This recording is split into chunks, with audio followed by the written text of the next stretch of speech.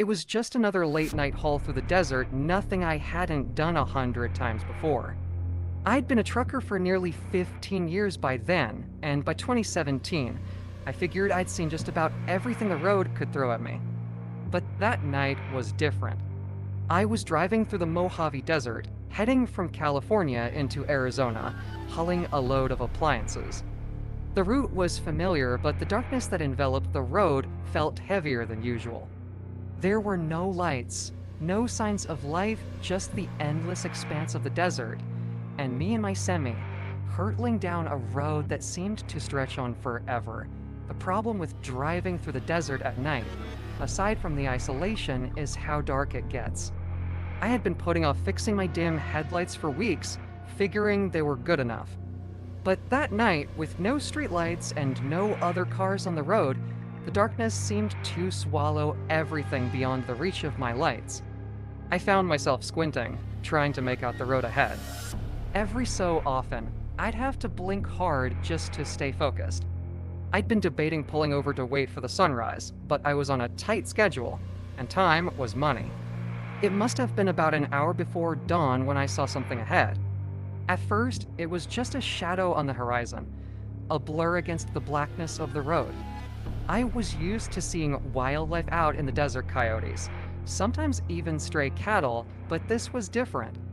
Whatever it was big, and it wasn't moving. As I got closer, I realized it was a car. Not just any car, though it was parked dead in the center of the road, straddling the double yellow lines.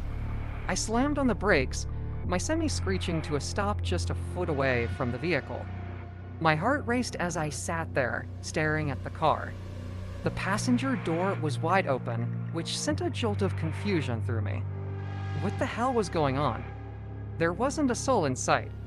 The car, a newer red Ford Fusion, looked perfectly fine, no signs of an accident, no damage, but there was no driver. I got out of my truck, my curiosity getting the better of me. I'm not the kind of guy who scares easily. 15 years on the road, I've seen my fair share of weird things. But something about this felt off. The night was eerily still, almost too still, and the only sound I could hear was the faint clicking of the car's hazard lights. I walked around the car, peeking inside. It was completely empty, no bags, no belongings, not even a stray jacket or phone. The key was still in the ignition, but the engine was off.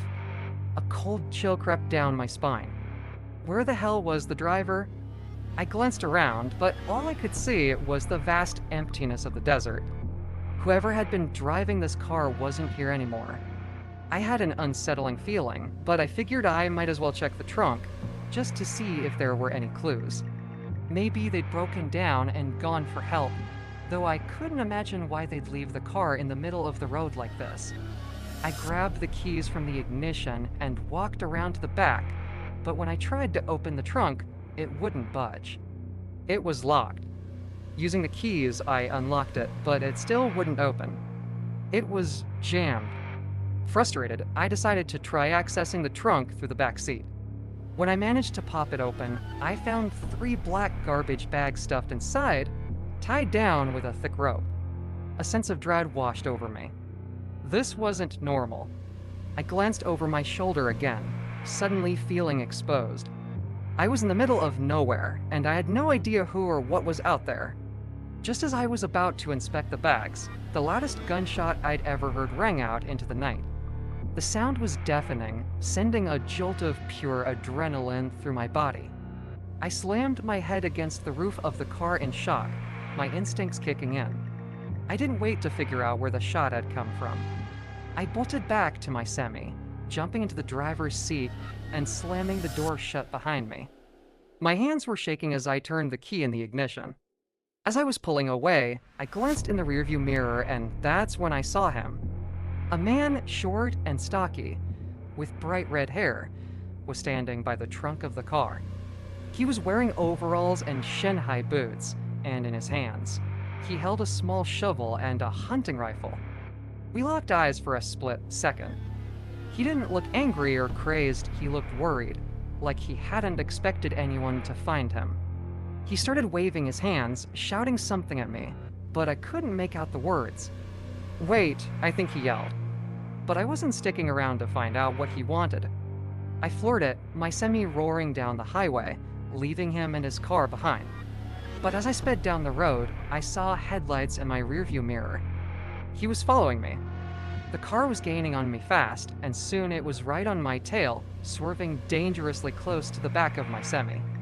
My heart pounded in my chest as I grabbed my phone and called 911, my voice shaking as I tried to explain what was happening. For what felt like an eternity, the car followed me, its horn blaring as it tried to force me off the road. Then, out of nowhere, flashing police lights appeared ahead. The car behind me veered off the road, disappearing into the desert.